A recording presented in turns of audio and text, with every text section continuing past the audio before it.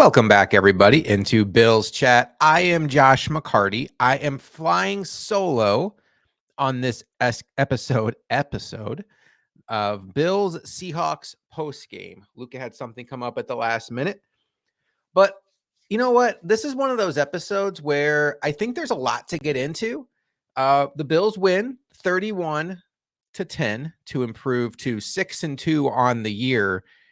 And I mean, when you look at the rest of the AFC East, I think you can start printing those AFC East championship t-shirts pretty quickly because we'll get into it.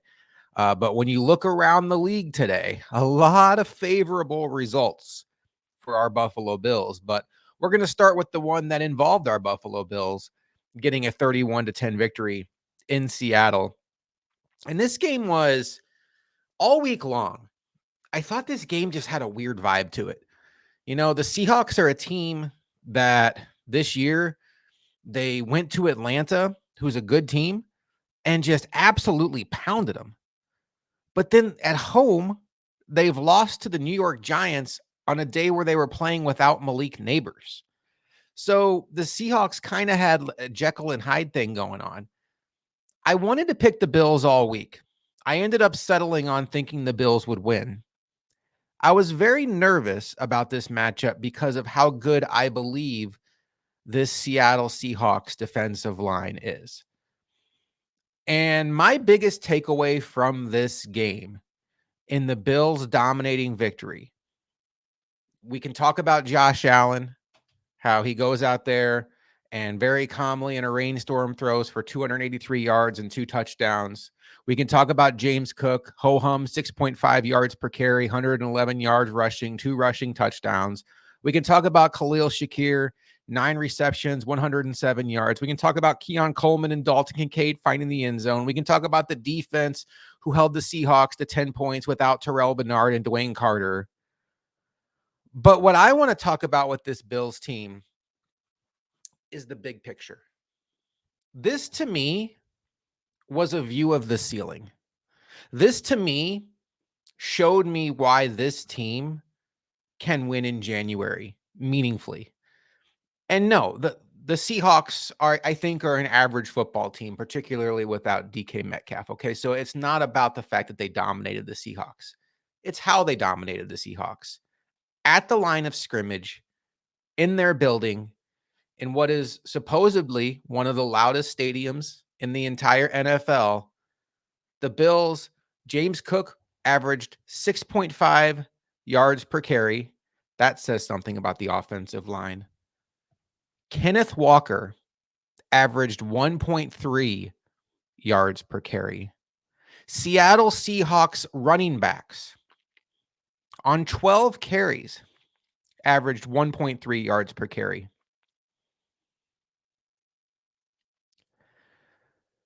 The Bills are a team for many years when we get to the playoffs. We look at the weather and we're like, man, I don't know if this team's built to win in the cold weather, built to win in the elements, built to win smash mouth. We know Josh Allen is great.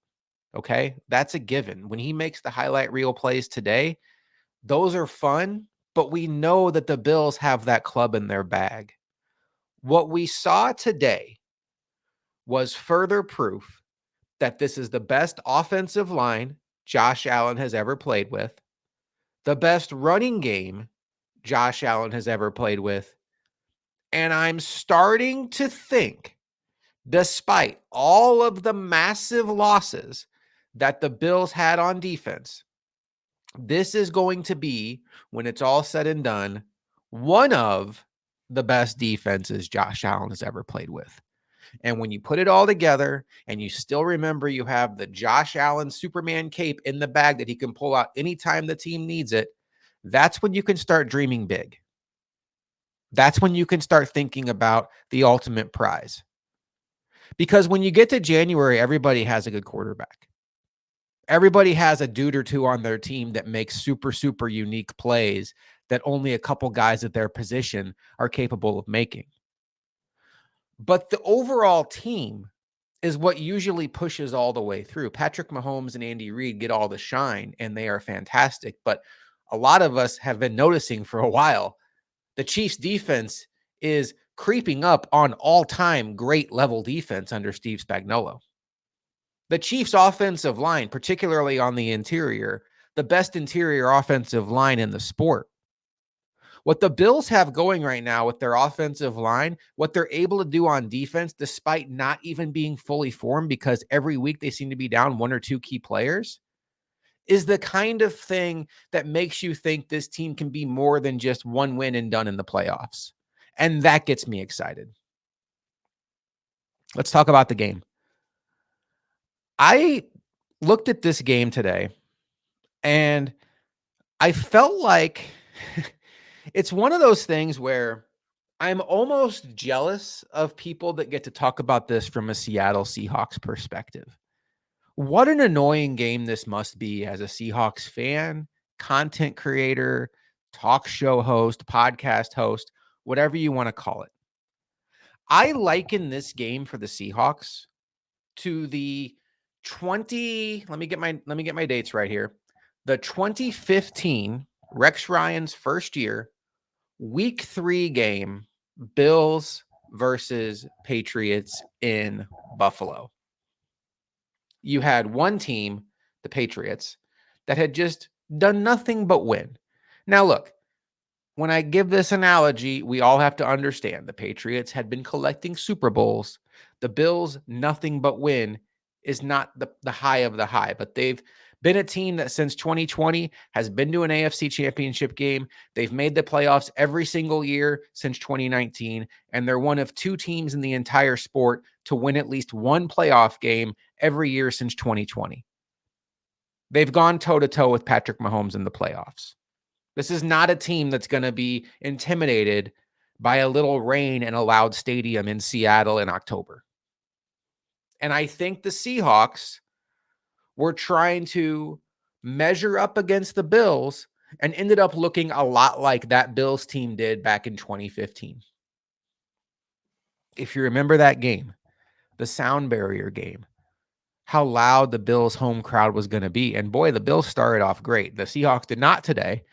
In that game, the Bills started off great. They went down and scored right away, and they even got a 3 and out. And the crowd was loud. The crowd was into it. But there were signs even early in that game that the Bills might just be a little too hyped up. The Bills might be a little over their skis. Aaron Williams taking bad penalties to extend drives, and Tom Brady and Julian Edelman just calmly moving the chains and making the Bills defense look like Swiss cheese out there. And by the end of the game, it was like, okay, well, this was like the biggest game of our season. And for the Patriots, it was just another regular season game. And despite how much trash the players talked, how much trash the fans talked, one team came in here looking like they were ready for the moment and used to the moment. And another team came in here pretending like they were ready for the moment and ended up looking like chumps.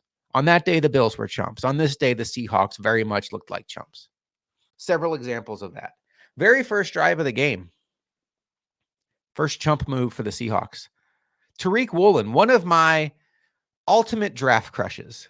The year the Bills drafted Kyer Elam, I wanted the Bills to take Tariq Woolen in the first round, excuse me. He ended up falling to the 4th round. So I'm not like some brilliant draft mind. Okay. I've made plenty of mistakes. In fact, I want to say even Joe Marino thought that the Bills should take him in the 1st round. He was a polarizing player. Luca and I loved him, and he's turned into a star in this league.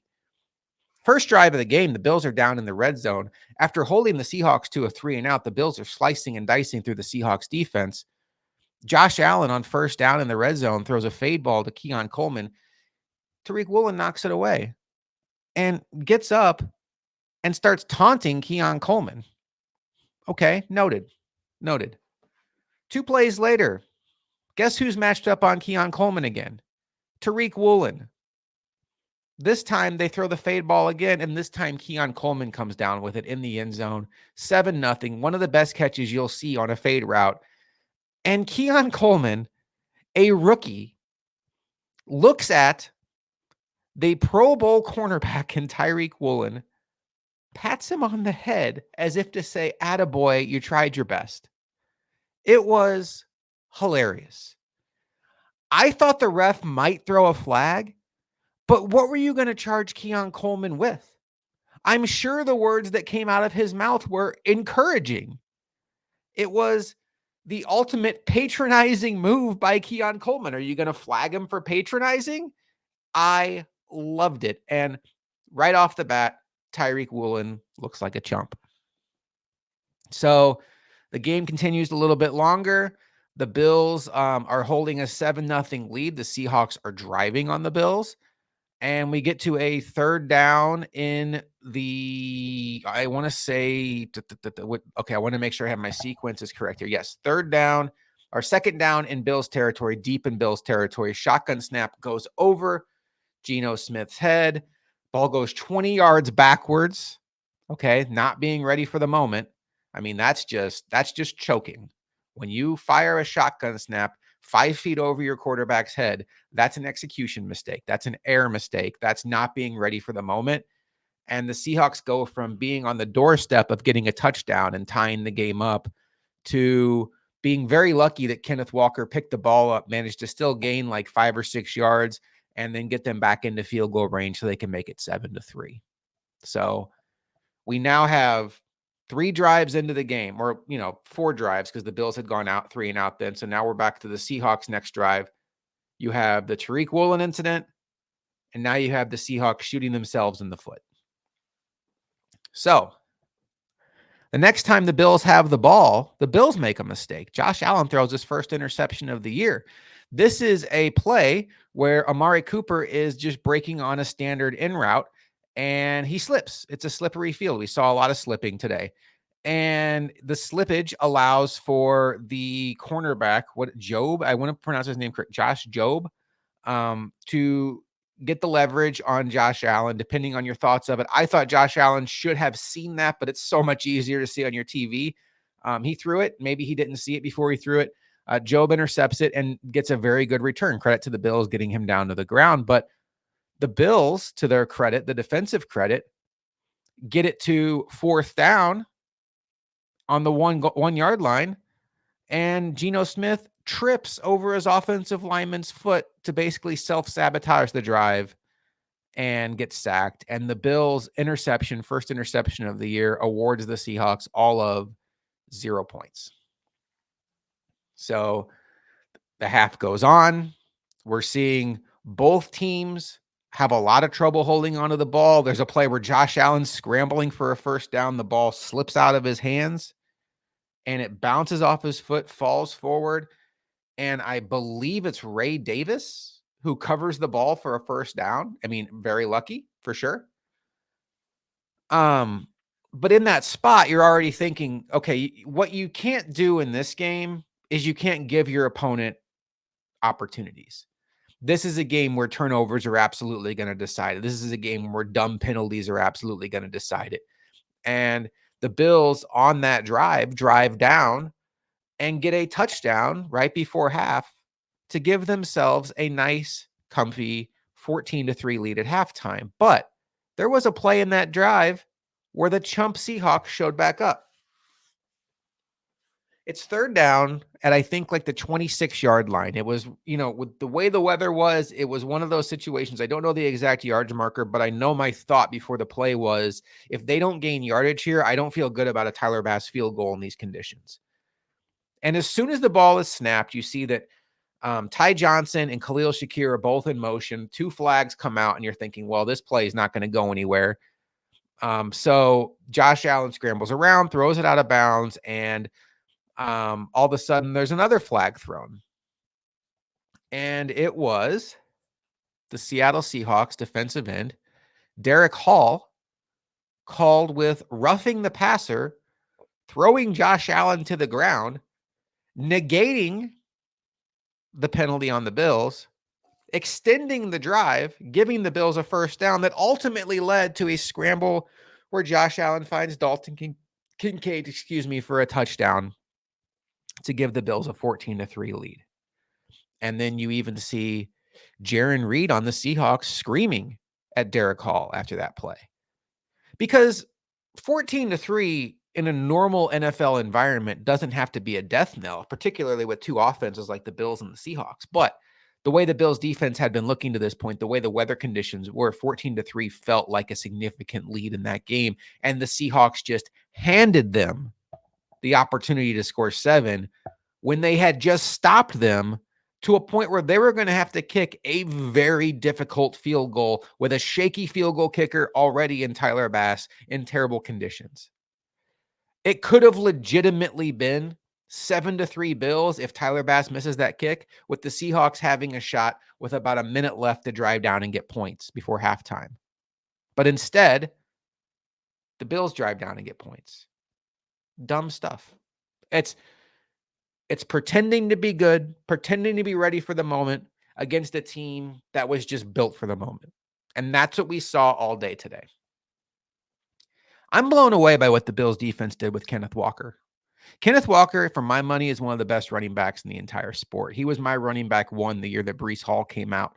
I didn't think that the Bills should have taken Kenneth Walker over Breece Hall had they had the opportunity to take one of them, because I thought Breece Hall profiled as somebody that could help you in the running game, but also in the passing game, which we've seen him be able to do in New York. But Kenneth Walker this year has turned into a dynamic pass catcher in this league. And I think by the time it's all said and done at the end of this year, he's going to be thought of in the same breath as guys like Saquon Barkley. I mean, Derrick Henry's in another stratosphere than everybody else right now, but in the same breath as guys like Saquon Barkley. I think he's that good. He wasn't that good today. 9 carries, 12 yards. Now, interesting note about the Seahawks. All week long, when it was trending toward Terrell Bernard being out, a lot of us, still scorned from what we saw in Baltimore, we're thinking, oh my God, Kenneth Walker is going to run all over us. And it makes sense, right? Like one of the best fantasy football players, Kenneth Walker, a Bills run defense down their best linebacker, best 2 linebackers, Matt Milano's still out. Why wouldn't they run it down your throat? Well, when you take a deep dive into the Seahawks, that's not what they do. They are the pass happiest team in the entire NFL. They actually do not run the ball effectively when they run it. Kenneth Walker just puts up stats in both areas, catching the ball and running the ball. And that's why fantasy-wise, he's great. While efficiency-wise, the Seahawks are not a good running team. That's one thing I thought about this game. Could the Seahawks be patient with the run game? Because you know what the Bills are going to do. They're going to come out and play nickel defense. They're not going to stack the box, and they're going to dare you to be patient with the running game. But what we saw today was it didn't matter if the Seahawks were going to be patient or not with the running game. When you average 1.3 yards per carry, patience has to go out the window. That's 12 runs the Seahawks had where they got a grand total of 16 yards out of it. At that point, you're running into a wall. A fantastic job by the Bills defense. Just a terrific job on a day that many people doubted them. Many people weren't sure what it was going to look like. This Bills defense has answered the bell. I want to go back. I'm doing this while I'm talking to you. Bills schedule here. Because I was thinking about this before I came down to record. I'm recording Sunday night for those who wonder. When you look at the Bills' last 2, okay, and at the Bills' last 3.5 games, okay? Seahawks, Titans, Jets, and the second half of the Texans game. 3.5 games. The Bills defense in 3.5 games has given up 1, 2, 3 touchdowns that weren't a Hail Mary at the end of the half. 3 touchdowns that weren't a Hail Mary. That's pretty good. 3.5 games against C.J. Stroud, Aaron Rodgers, the Titans, okay, the Titans, and the Seahawks, the division-leading Seahawks. They've given up 3 touchdowns if you don't count the Hail Mary. You want to count the Hail Mary, it's 4 touchdowns, it's still great. We all know what a Hail Mary is, although Bears fans, we feel you. We feel you today. Boy, Tremaine Edmonds is going to have some PTSD when he retires from Hail Marys ending games. Whew. But the defense has done a bang-up job this year. Just an absolutely bang-up job. They held the Dolphins to 10 points, and Tua played the majority of that game. That game will largely be forgotten for everything else but the fact that Tua left that game early, and I do think that it inaccurately gets lumped in with the rest of the Dolphins games that took place after Tua got hurt. But the reality of that is the Bills held the Tua Dolphins to one touchdown in about 3.5 quarters before Tua ultimately exited that game. The two teams this entire season that have managed to have offensive success against the Bills are the Arizona Cardinals week 1 and the Baltimore Ravens, who have offensive success against basically everybody. That's two teams in 8 games. This defense is phenomenal. A defense that has played chunks of games this season without Terrell Bernard, without Ed Oliver, without Taron Johnson. Matt Milano hasn't been around. They had to play the last 4 games without Von Miller, and they keep answering the bell. Taylor Rapp missed a game in there. This season is one of Sean McDermott's best coaching jobs from a defensive mindset. What he has done with this group is incredible. There's going to be people that say, who have they beaten? The Jets stink. The Dolphins stink. The one good team they played, the Ravens, ran it up and down the field on them. Yeah, I hear all of that, okay? I totally understand it. But you can only play who you play. And the fact remains, in the last 3.5 games, they've given up 3 offensive touchdowns that weren't a Hail Mary. They're 6-2. And as I mentioned before, the rest of the division has 2 wins each. The Dolphins lose today. They get Tua back. It felt like a homecoming game for Miami. We're back. We're back. Everything's going to be great. Everything's going to be just fine. Tua's back. The problem is Tua comes back. It fixes a lot of things. It certainly does. The quarterback play that the Dolphins got without Tua was embarrassing. They could not complete forward passes. But when you look under the hood of this Dolphins team, their issues went further than just inserting a competent, Tua is better than competent, but you hear what I'm saying, like a competent quarterback under center. They are an undisciplined team. They make all kinds of mental mistakes pre-snap. And defensively, they just have this ability to snatch defeat from the jaws of victory. And you saw it today when the Cardinals, of all teams, drive down on their home field and get a game-winning field goal to knock the Dolphins to 2-5. But alas, that was not the funniest result from a Bills perspective today on the out-of-town scoreboard, as those New York Jets, the New York Jets, who fired Robert Saleh now. What was this? They fired him 3 games ago? I'm starting to lose count. 3 games ago? Let's go to the old Jets record here. They fired him before the Bills game. The Jets right now are on a 1, 2, 3, 4 delicious 5-game losing streak. The all-in Jets, the Super Bowl or bust Jets, are sitting here right now at 2-5. Their 2 wins this year are a 1-score win over the Will Levis Tennessee Titans. We saw them last week without Will Levis, with a better quarterback.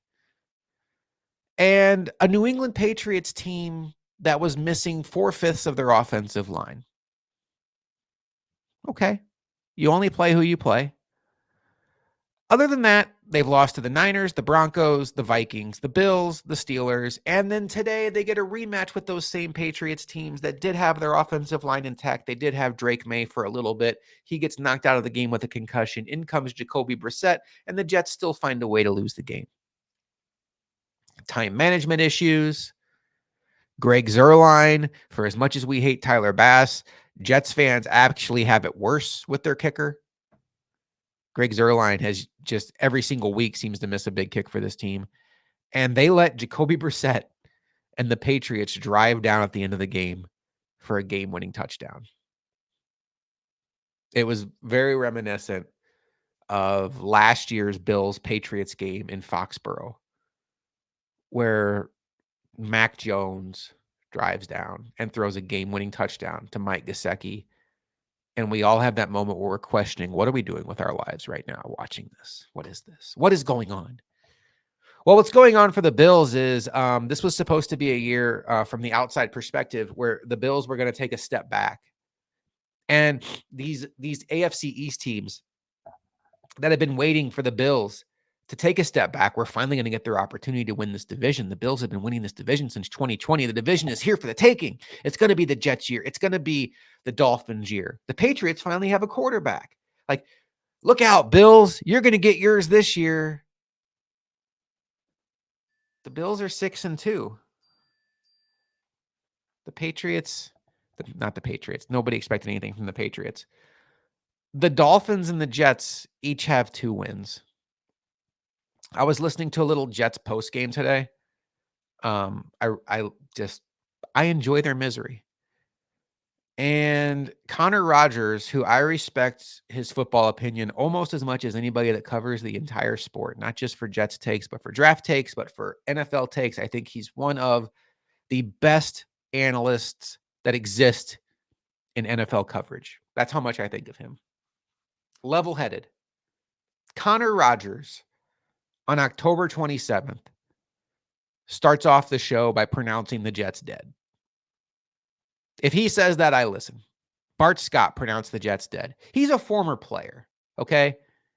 Former players generally roll their eyes when media and podcasts and fans are like, oh, we're dead. Like, former players like, hey, one game at a time. You know, all it takes is one win to get you going.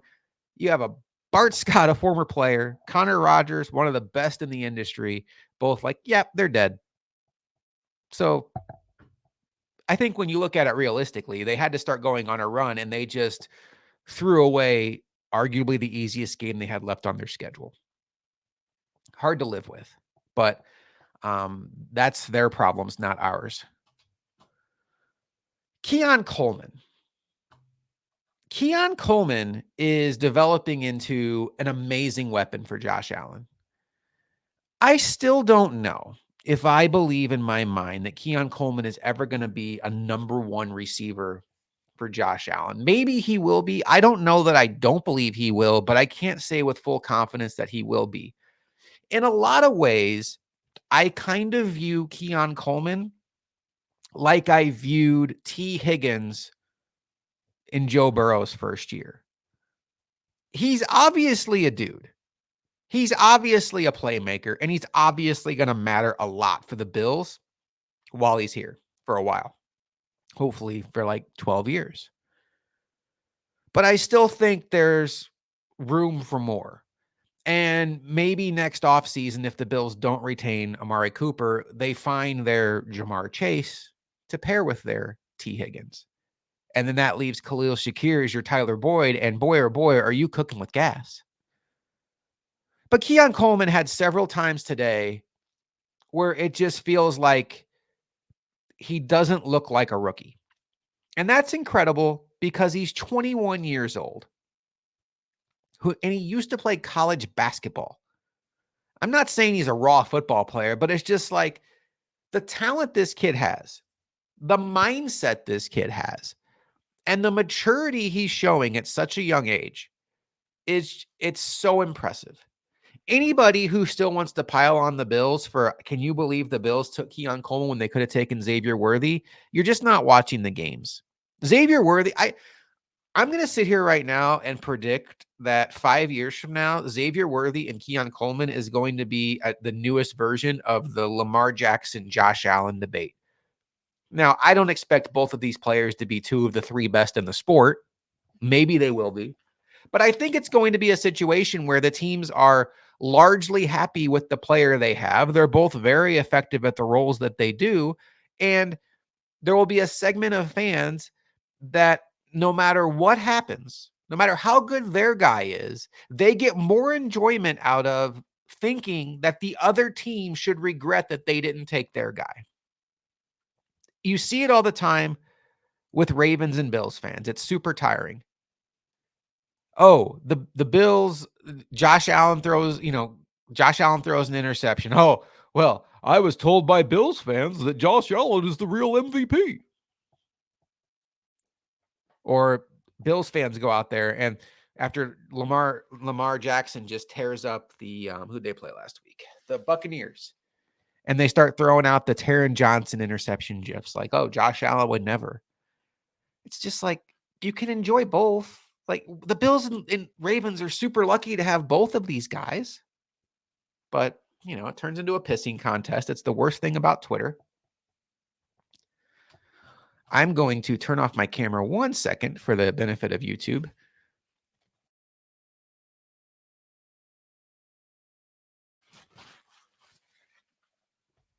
I did not want you all to see that I had to cough and blow my nose, just to be honest with you.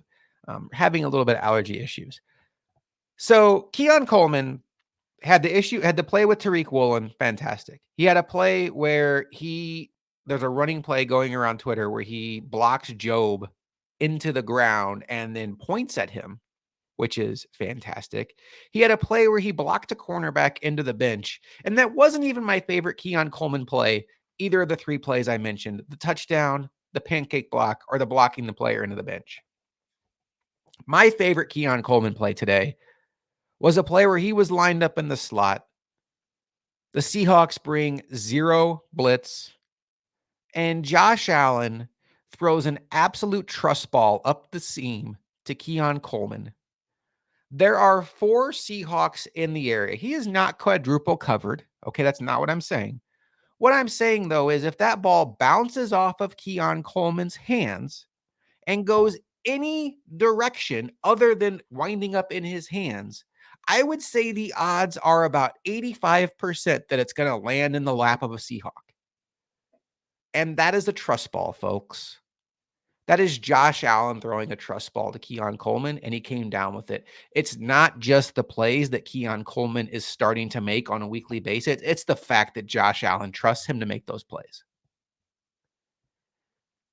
And that is how a quarterback wide receiver duo goes from being, they're kind of fun to dangerous. They're getting dangerous. Keon Coleman wasn't even the most productive Bills receiver today. It wasn't Amari Cooper. Amari Cooper had 1 catch for 3 yards, and that's just fine.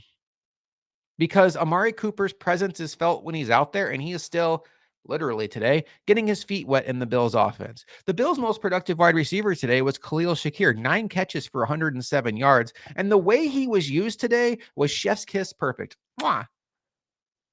It felt like the Bills were in the Seahawks defensive huddle. Every single time that they threw a screen pass to Khalil Shakir, it was right behind a blitz where they had a wall of Bills blockers out in front of him, and he made somebody miss and got good yardage. It was beautiful. Khalil Shakir is an all-around weapon for this team. Tom Brady mentioned it multiple times today. He looks like Cole Beasley out there. He's a different player than Cole Beasley. He's bigger, stronger, and faster than Cole Beasley, and he's better in the open field than Cole Beasley. Now, I'm not saying he's a better player than Cole Beasley was at his peak. Okay, Cole Beasley was a elite route runner, catching traffic, amazing. But Khalil Shakir has a lot of those traits. And when you look at what this Bills team can roll out there, we talked about it last week, where you have Amari Cooper, Keon Coleman on the boundary, Khalil Shakir in the slot, and then Kincaid or Knox, but mainly Kincaid at tight end. I mean, that's 2020 level Bill stuff. And today it was Khalil Shakir's day, 9 catches for 107 yards, back-to-back weeks with a Bills wide receiver not named Amari Cooper going for 100 yards since the Amari Cooper trade, when prior to the Amari Cooper trade, the Bills hadn't had one receiver go for 100 yards.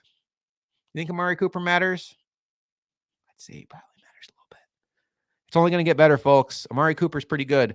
I'm not giving Amari Cooper credit for anything that Shakir did today or anything that Coleman did last week. But what I'm giving him credit for is he opens up the offense and changes the way defenses have to play the Bills, not just on plays where he's out there, but how they approach the Bills with a mindset coming into that game.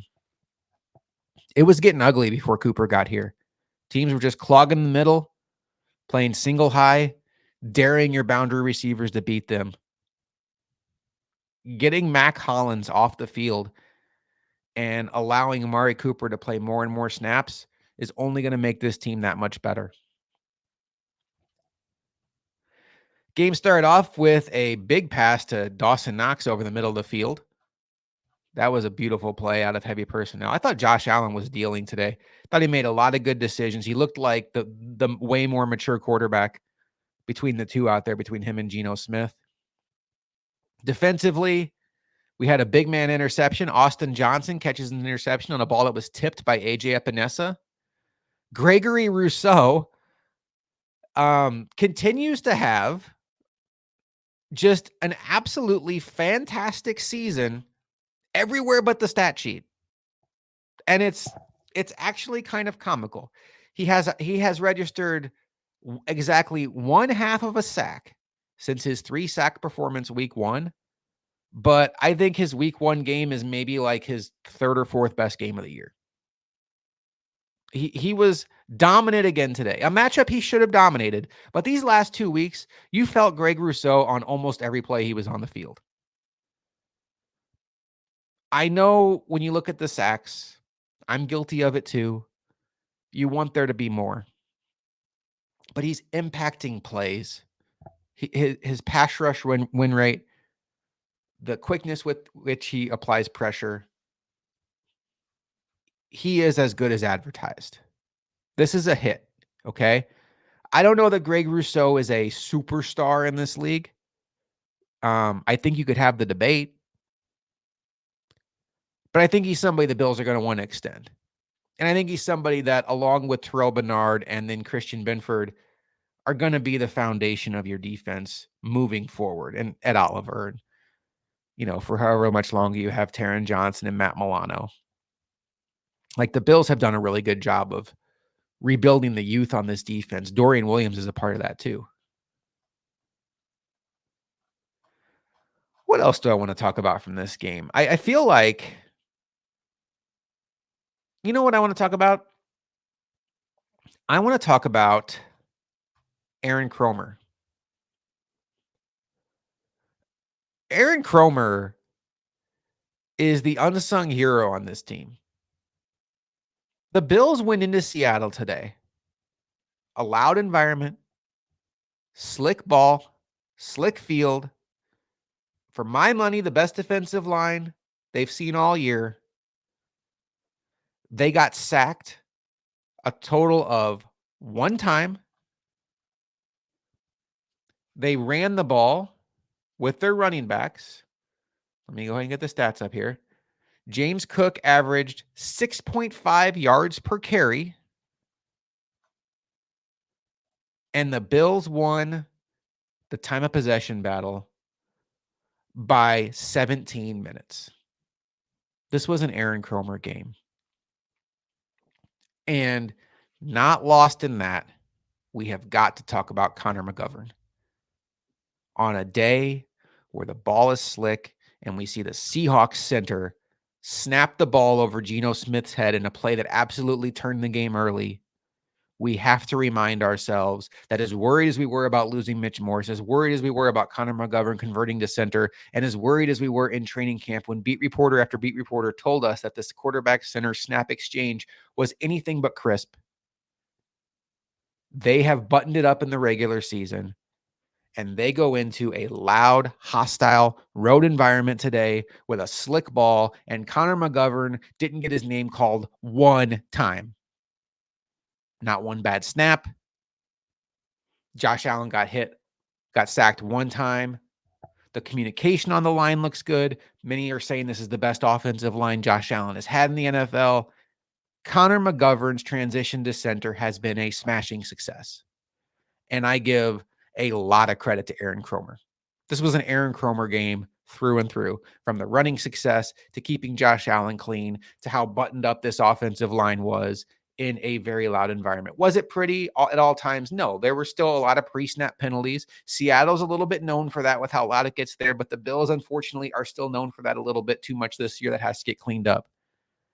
What Aaron Cromer has done, taking Spencer Brown from a raw 3rd-round prospect with a lot of tools to a highly paid right tackle that is a linchpin on this Bills offensive line. Connor McGovern is not making us miss Mitch Morse at all. Osiris Torrance was a rookie last year. I think he's turning it on these last few weeks. Played every snap last year. This Bills offensive line is very good, and that has a lot to do with Aaron Kromer. All right, I'm going to wrap this up here with game balls and game checks, and then we're going to spin it forward and talk about what the Bills have coming up. Game balls and game checks. No Luka tonight, but what we're going to talk about is with game balls, it is the game MVP, and game checks is the player that didn't even need to show up. They were that irrelevant to the overall outcome. So, since it's just me, I'm going to go through some guys that I think were worthy of a game ball, but ultimately not going to get my game ball. First of all, Josh Allen, 24 of 34, 2 touchdowns, led the offense very well.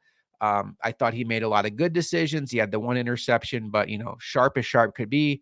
And on a day where Geno Smith really struggled throwing the ball accurately and making the right decision, Josh Allen looked every bit the part of an all-pro quarterback. 283, 2 touchdowns. Not my game ball winner, but in the conversation.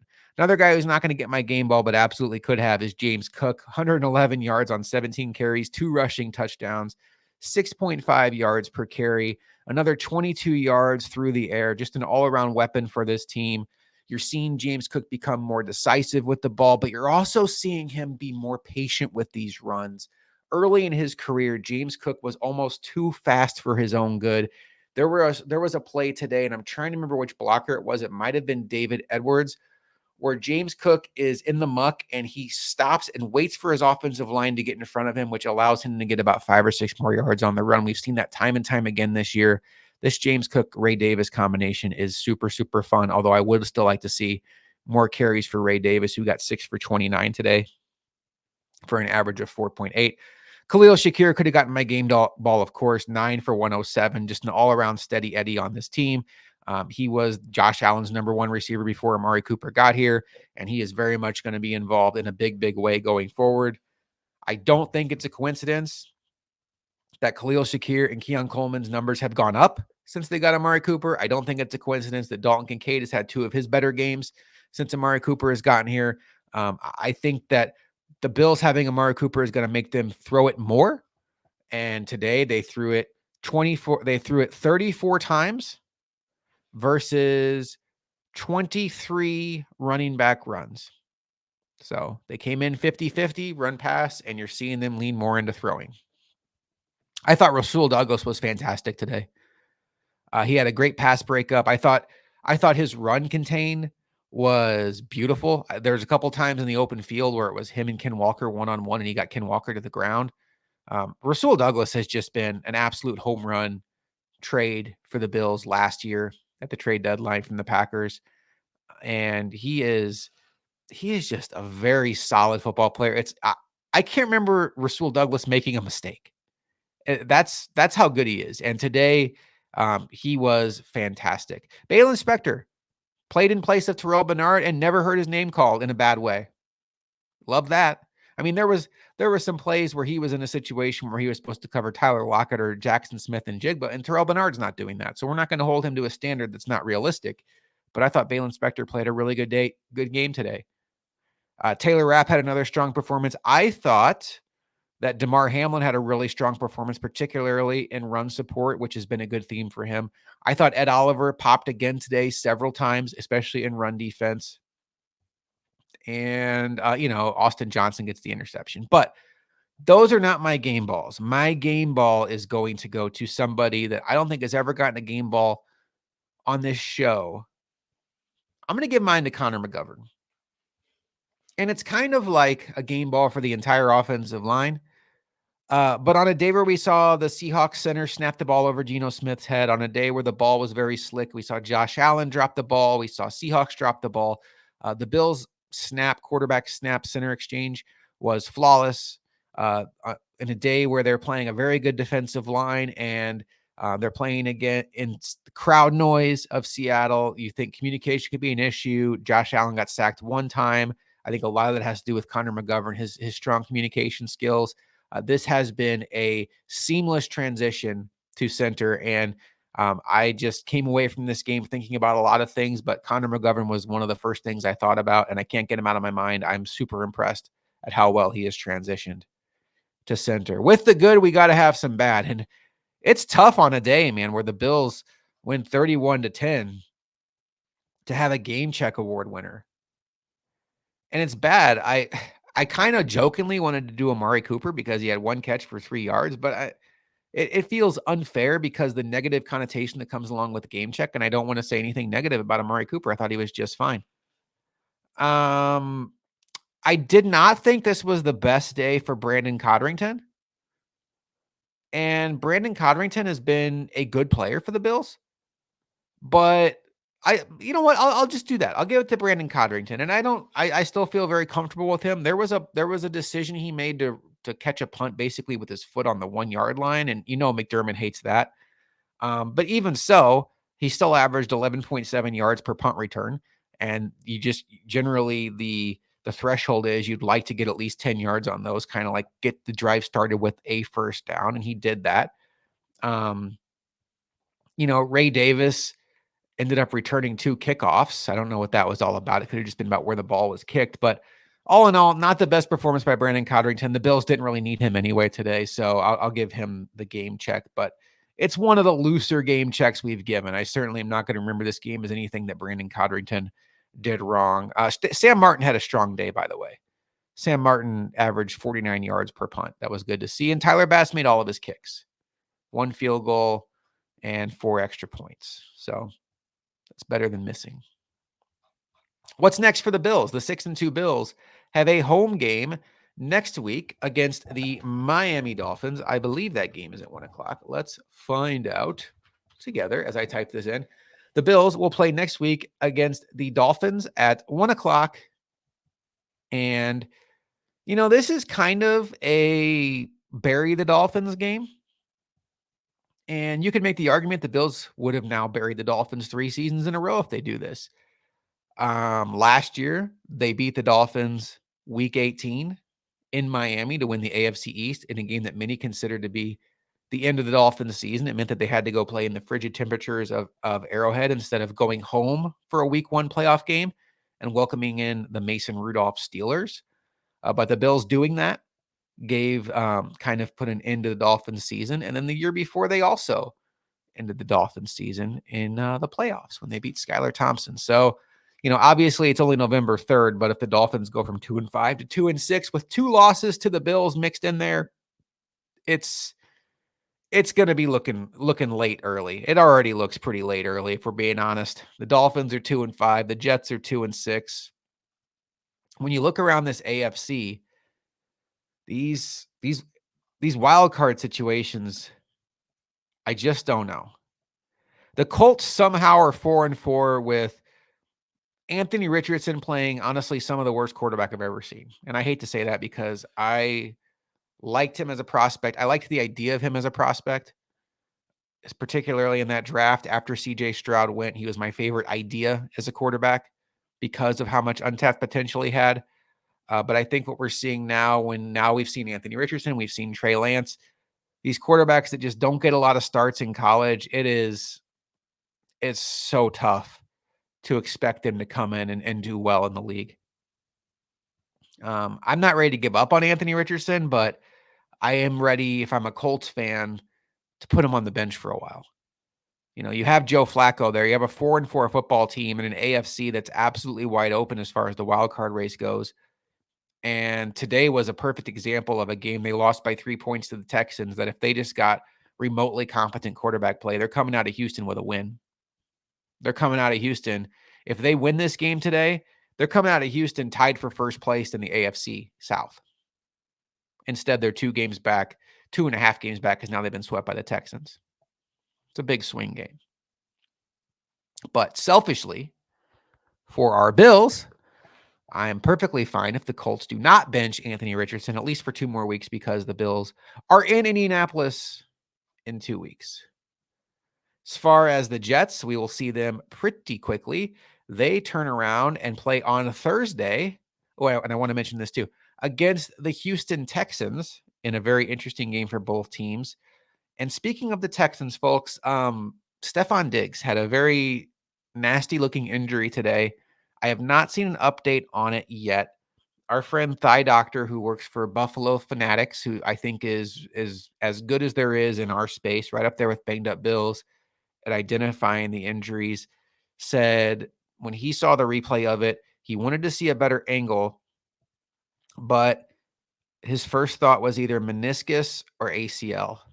You really have to hope it's not ACL for Stephon Diggs. So, I know he's a former Bill. I know he's a polarizing player, but, he's still on my wall for a reason. The memories he made with Josh Allen here in Buffalo are some of the best Bills memories I've had as a fan.